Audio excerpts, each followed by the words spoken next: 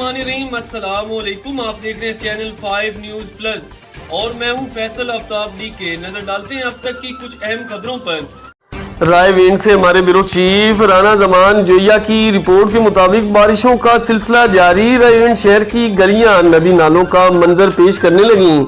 ये cinema road Arshad colony की गलियों का हाल है। सीवरेज के गंदे पानी की निकासी आम न होने की वजह से गटर उबलने लगे। बारिश और सीवरेज का गंदा पानी लोगों के घरों में दाखिल, लोग परेशान हाल। रायविंड शहर में रोही नाला गुजरने के बावजूद सीवरेज का निज़ाम दुरुस्त न हो सका।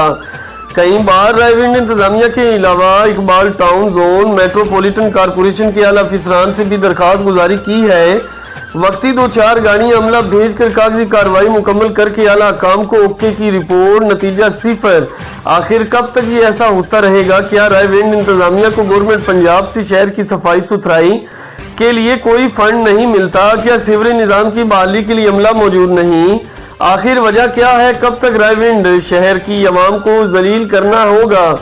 कब तक अवाम के सब्र को आजमाना होगा? रायविंड इंतजामिया इकबाल जोन मेट्रोपॉलिटन कॉरपोरेशन और असिस्टेंट कमिश्नर से अवाम का सवाल है, आपके पास इतने वसाइल, अमला या मशीनरी नहीं, या आपको सीवरेज के निज़ाम को बेहतर करवाने के लिए इख्तियारात नहीं?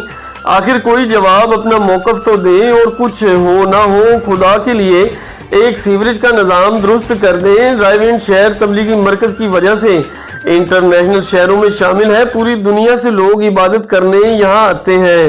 रोड और गलियों पर गंदा पानी होने की वजह से वो भी जलीलो ख्वार होकर चले जाते हैं।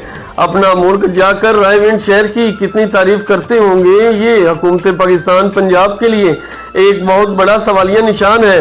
अपडेट कर रहे थे हमारे ब्यूरो चीफ रायविंड से राना मोहम्मद जमान जोया।